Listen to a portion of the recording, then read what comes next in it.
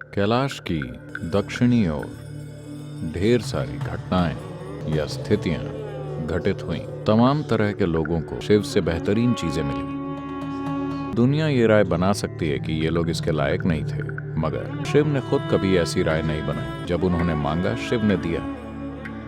आप सब भस्मासुर के बारे में जानते हैं। वो एक योगी था जिसने आकर शिव से मांगा कि उसे ऐसी शक्ति चाहिए कि वो जिसे भी छुए वो भस्म हो जाए। शिव ने कहा तथास्तु। फिर वो शिव के ही सिर पर हाथ रखना चाहता था। वो शिव के ऊपर आजमाना चाहता था कि ये वरदान कारगर है या नहीं। तो शिव उठकर भागने लगे और फिर हमेशा की तरह उन्होंने विष्णु की सलाह ली कि अब क्या करें। विष्णु ने कहा रुकिए, और उन्होंने मोहिनी या बहुत सुंदर स्त्री का रूप धर लिया। फिर वो आकर भस्मासुर के सामने नाचने लगे। भस्मासुर शिव को भूलकर इस स्त्री के पीछे भागा। वो बोली तुम्हें मेरी तरह नाचना होगा, फिर मैं तुम्हारी हो जाऊं। वो बोला ठीक है। मोहिनी ने ऐसे ऐसे ऐसे ऐसे किया, ऐसे ऐसे ऐसे ऐसे, और फिर उसने ऐसे किया, तो उसने भी ऐसा किया और भस्म हो गए। शिव को हमेशा बहुत शक्तिशाली देव के रूप में देखा जाता है। साथ ही उन्हें दुनियादारी में ज्यादा चतुर नहीं माना जाता है। इसलिए शिव के एक रूप को भोलेनाथ कहते हैं, क्योंकि वो बच्चों की। ऐसा नहीं है कि वो मूर्ख है, मगर वो छोटे मोटे तरीकों से बुद्धि का प्रयोग करने की परवाह नहीं करते। सिर्फ चतुर और घटिया स्तर की बुद्धि लगातार ये सोचती है कि किसी को हराया कैसे जाए। बुद्धि और चालाकी भरी धूर्तता दो अलग अलग चीजें। Being smart is always in comparison with somebody else. कोई स्मार्ट हमेशा किसी और की तुलना में होता है। बुद्धिमान होना किसी और की तुलना में नहीं होता। ये अपनी प्रकृति से होता है। इसलिए बुद्धिमानी महत्वपूर्ण है, क्योंकि बुद्धिमानी कभी तुलना में नहीं होती। वो बस जीवन की एक अभिव्यक्ति है। हम भी ऐसा करने की सोच रहे हैं, जैसा देश के कुछ हिस्सों में कुछ लोगों ने किया है। उन्होंने उन सभी पत्तियों और फूलों का संरक्षण करने की कोशिश की है जिन्हें पवित्र माना जाता है। उन्हें पवित्र क्यों माना जाता है? किसी एक फूल को दूसरे से ज्यादा पवित्र क्यों माना जाता है? ये क्या बकवास है? क्या ये किसी तरह का पक्षपात है? देखिए, यहाँ पर अभी दो पेड़ हैं। ये फूल का पेड़ है और वो क्या है? वो पेड़ अक्सर सड़क के किनारों पर पाया जाता है। मैं नहीं जानता उसे लोग क्या कहते हैं। आपको समय बिताना चाहिए। इन सब चीजों के लिए आपको समय देना होगा। अगर आप इस पेड़ और उस पेड़ के साथ समय बिताते हैं, अगर आप ध्यानशील हो जाते हैं, तो आप देखेंगे कि आप सहज ही इसकी ओर जाएंगे, उसकी ओर नहीं। ऐसा क्यों है? आखिरकार हर चीज धरती से उग रही है। नीम का पेड़, नीम का फल और आम एक ही मिट्टी से निकलते हैं, लेकिन उनका स्वाद बिल्कुल अलग है ना? वही मिट्टी, वे यहीं एक दूसरे के पास ही उगे हैं, लेकिन उनका स्वाद बिल्कुल अलग है। तो ये जीवन इस मिट्टी के साथ जो प्रक्रिया करता है और वो जीवन इसी मिट्टी के साथ जो प्रक्रिया करता है, वो अलग अलग होती है। अगर आप इसे एक अलग तरीके से देखना चाहें, तो एक कीड़े, एक कीट और आप में और एक दूसरे इंसान में क्या अंतर है? सब वही मिट्टी है, लेकिन फिर भी हम जो इससे बनाते हैं वो अलग अलग है ना? तो हर समाज में इससे फर्क नहीं पड़ता कि आपने कितने तरीकों से समाज और लोगों को बराबर रखने की कोशिश की है। लोग अलग बन जाते हैं। कुछ खास तरह की प्रतिभा के लोग अलग दिखेंगे, कुछ खास तरह की काबिलियत के लोग अलग दिखेंगे। आप उन्हें दबा नहीं सकते, है ना? आप चाहे जो कर लें। कुछ लोग सबसे अलग होंगे, कुछ लोग साधारण से बने रहेंगे। ये हर हाल में होगा। This is bound to happen. Similarly, among other lives, also it is true. ऐसे ही जीवन के दूसरे रूपों के लिए भी ये सच है। पेड़ों के साथ भी ऐसा ही है। तो जो लोग आध्यात्मिक मार्ग पर हैं, वो लगातार हर संभव तरीकों से सहारा ढूंढते हैं, क्योंकि जब आप एक लंबी यात्रा पर हो और खासकर अगर वो इलाका आपके लिए अनजान हो, वो इलाका आपके लिए बिल्कुल नया हो, तब आप मार्ग में हर छोटे से छोटे सहारे का इस्तेमाल करना चाहेंगे। आप देखेंगे, अगर आप पहाड़ पर चढ़ रहे हो, अगर आप एवरेस्ट की चढ़ाई कर रहे हो, मान लीजिए आपके पास एक छोटी रस्सी है, आप वो रस्सी खोना नहीं चाहेंगे, आप उसे रखना चाहेंगे, क्योंकि आप नहीं जानते वो छोटी रस्सी कब काम आ जाएगी। अगर आप शहर में हो तो आप उसे फेंक कर जा सकते हैं, लेकिन अगर आप उस तरह के अनजान इलाके में हैं, तब आप रस्सी का एक छोटा टुकड़ा भी नहीं फेंकना चाहेंगे, क्योंकि आप नहीं जानते कि कल ये कैसे काम आएगा। तो जब आप आध्यात्मिक मार्ग पर हैं, तब यही बात लागू हो रही है, क्योंकि ये एक अनजान इलाका है। लोगों ने हर उस छोटी चीज को पहचाना जो आपके लिए सहायक हो सके। So they did not leave even the. तो उन्होंने फूलों, फल और पत्तियों को भी नहीं छोड़ा, वो सभी चीजें जो आपकी सहायता कर सकें। So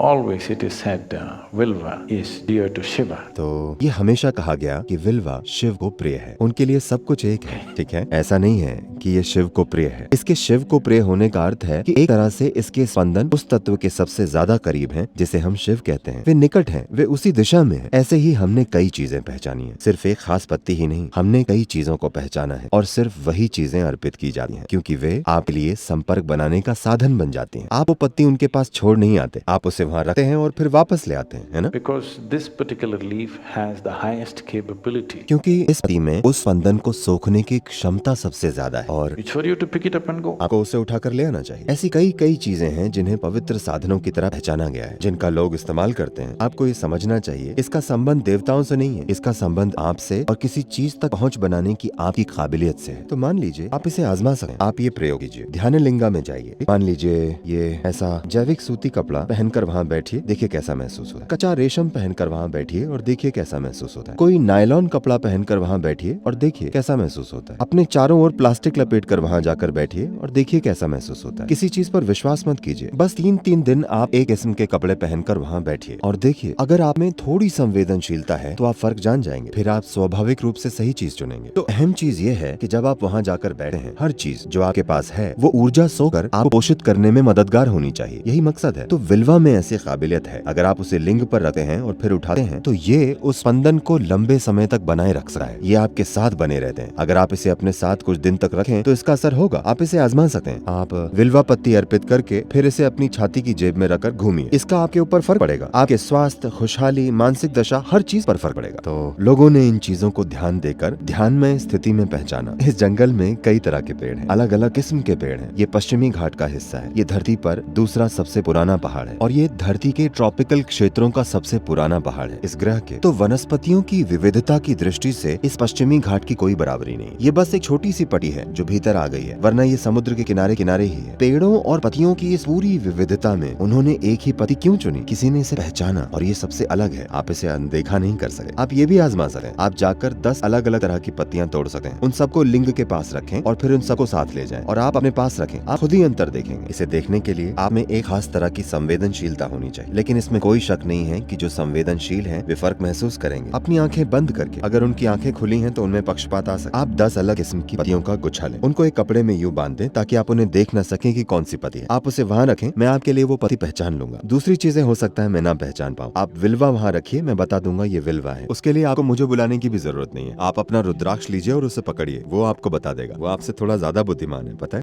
खालीपन आमतौर पर नेगेटिव खालीपन का एक नकारात्मक संदर्भ होता है। हर कोई भरा हुआ होना चाहता है, कौन खाली रहना चाहता है? लेकिन इस पूर्णता की तलाश में ही लोगों ने खुद को बर्बाद कर लिया है। मुझे बताइए, आपकी जेब भरने में कितना पैसा लगता है? अगर हम 1 खरब डॉलर देते हैं तो क्या ये भर जाएगी? अगर हम 10 खरब डॉलर देते हैं तो क्या ये भर जाएगी? नहीं। आप कितना भी डालें, जेब भरी नहीं जा सकती। ऐसी कोई चीज नहीं है। कितना लगता है? आपके मन को भरने में कितना ज्ञान लगता है? अगर आप धरती के सभी पुस्तकालयों को पीसते हैं और इसे अपने सिर में डालते हैं तो भी ये नहीं भरेगा। अपना दिल भरने के लिए आपको कितने लोगों से प्यार करना पड़ता है? 7.3 अरब लोग, फिर भी जगह है तो ये कभी पूरा नहीं भरता। तो भरने की कोशिश निरर्थक है। खालीपन हमेशा पूर्ण होता है। कृष्ण ने इसे बहुत खूबसूरती से बताया जब अर्जुन ने पूछा, आखिर इस सत्य की प्रकृति क्या है? क्योंकि अगर मैं आपसे पूछूं कि क्या ये यही है, आप हाँ कहेंगे। अगर मैं आपसे पूछता हूँ कि क्या ये वो है, आप हाँ कहेंगे। किसी और पल अगर मैं आपसे पूछता हूँ तो क्या ये यही है, तो आप कहते हैं नहीं। अगर मैं पूछूं कि क्या ये वो है, आप कहते हैं नहीं। इस सत्य की प्रकृति क्या है? वो है कहाँ, कैसा है, किस रूप में है? तो कृष्ण हंसे और उन्होंने कहा, इस अस्तित्व में सत्य की प्रकृति ऐसी है कि जो विषैला दिखता है, अगर आप उसे ग्रहण करें तो वो जीवन का अमृत बन जाएगा। जो अमृत जैसा दिखता है,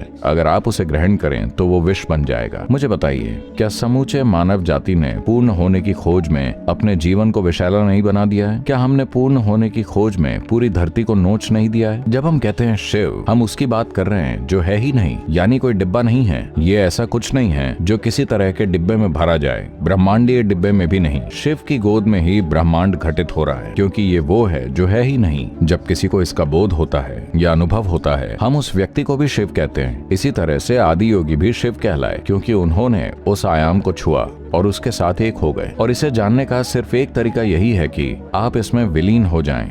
ये समझने से नहीं होगा, आप इसे समझ नहीं सकते। ऐसी तमाम कहानियां हैं जहां ये हुआ। ऐसे लोग जिन्होंने कैलाश में जो है उसे समझने की कोशिश की, वो उसमें ही विलीन हो गए। 14 साल पहले जब मैं पहली बार कैलाश गया और प्रत्यक्ष देखा, तब से मैं हर साल जा रहा हूँ। पहले 2-3 बार जब मैं गया, वहाँ जो घटनाएं हो रही हैं, फिर मैंने कुछ लोगों के साथ योजना बनाई, चलो यहाँ आते हैं और 3-4 महीना यहाँ रहते हैं, हम पता लगाएंगे कि ये आखिर है क्या। जब मैंने उसके कुछ आयामों को छुआ तो मैं जान गया कि जब तक मैं इसे यहाँ समाप्त नहीं करना चाहता, आपको ऐसा प्रयास नहीं करना चाहिए। तो अब मैं बस जाता हूँ, बस विशाल उपस्थिति का आनंद लेता हूँ और वापस आता हूँ, क्योंकि अगर आप उसे समझने की कोशिश करते हैं तो इसे करने का एकमात्र तरीका इसके साथ विलीन होना ही है। अभी इसका समय नहीं आया है। शिव का मतलब, इसका बहुत सुंदर वर्णन किया गया है और आज Modern physics is going about saying this very beautifully, as it was said traditionally in the yogic culture. Modern physics ये बहुत सुंदर तरीके से कह रहा है, जैसा ये पारंपरिक तौर पर योग संस्कृति में कहा जाता रहा है। शिव शव की तरह है। शव मतलब मृत देह, यानी कि निष्क्रिय। वो सक्रिय नहीं है, बस निष्क्रिय। सर्वोच्च ऊर्जा लेकिन निष्क्रिय। तो कहानी कुछ इस तरह है।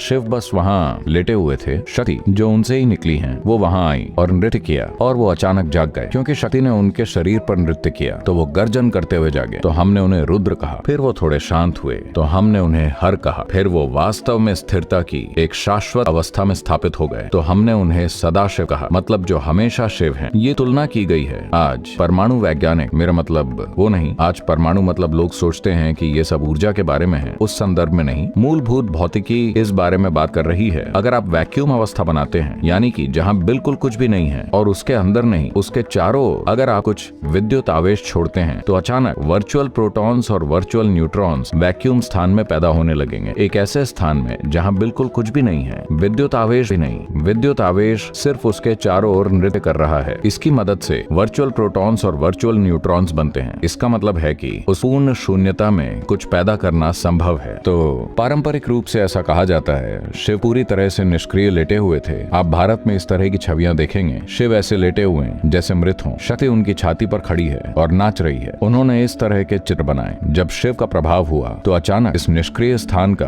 गर्जन के साथ सक्रियता में विस्फोट हुआ। इसलिए उन्हें शुरुआत में गर्जन करने वाला या रुद्र कहा गया। ये दुर्भाग्यपूर्ण है कि हर चीज को उन सूचनाओं के टुकड़े द्वारा प्रमाणित करना पड़ता है जिन्हें विज्ञान ने अस्तित्व से बटोरा है। ये टेक्नोलॉजी के लिए कीमती है, लेकिन आत्मज्ञान के लिए नहीं। दुनिया के शीर्ष वैज्ञानिक जानते हैं कि उन्होंने कुछ भी नहीं जाना है। सिर्फ पुस्तक पढ़कर बने वैज्ञानिक ही सोचते हैं कि वो सब कुछ जानते हैं। दुनिया के सर्वोच्च वैज्ञानिकों ने घोषणा की है, न सिर्फ हम जानते नहीं हैं बल्कि जानेंगे भी नहीं। वो कह रहे हैं क्योंकि वो जानते हैं कि खोज के वर्तमान साधनों के साथ ये कहां तक जाएगा, कहां रुकेगा। आप इस कार्य प्रणाली के साथ इस्तेमाल का तरीका जान सकते हैं, लेकिन समझने का तरीका नहीं। आपको इसे समझने की कोशिश नहीं करनी चाहिए, आपको इसमें स्थिर होना चाहिए। अगर आप इसमें स्थिर हो जाएं, स्थिर हो जाएं, स्थिर हो जाएं, तो ये बोध के मूल तक जाएगा। कितनी जल्दी या कितना समय लगेगा, कितने साल लगेंगे, ऐसी कोई चीज नहीं है। अगर आपके पास जरूरी तीव्रता है तो ये एक पल में स्थिर हो सकता है, या इसमें 100 जन्म लग सकते हैं। समय तीव्रता और एकाग्रता के स्तर पर निर्भर करता है। इसमें सारी समस्या ये है कि ज्यादातर लोग, क्योंकि दुर्भाग्य से शिक्षा बुद्धि के बारे में है, ये हमारी बुद्धि के केवल एक आयाम को पोषित कर रही है जिसे हम तर्क कहते हैं। इस वजह से हम सब कुछ तार्किक रूप से समझने की कोशिश कर रहे हैं। ये अपने आप में एक बड़ी रुकावट है। जब तक आप अपने स्वयं के तर्क में बंद हैं, जीवन का जादू आपके सामने खुद को उजागर नहीं करेगा। यही कारण है कि प्रक्रिया को इस तरह से तैयार किया गया है। आप बस स्थिर हो जाएं,